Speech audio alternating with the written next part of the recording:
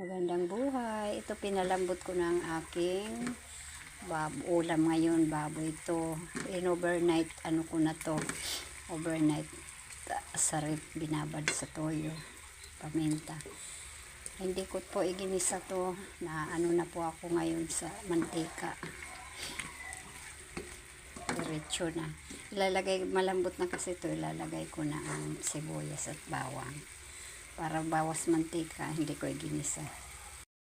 At may carrots din po ito. May ginadgad din yan na carrots. Mamaya ilalagay ko rin yan. Lulutuin ko muna itong buo ng carrots.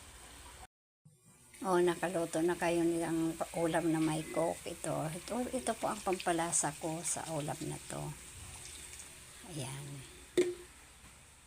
Lalagay ko na rin po ang ginadgad na carrots. Carrots lang at saka ang importante dito at saka yung coke. Ayan po mga viewers, tapos na, malambot na, okay na to. Lalagyan ko naman ng sili.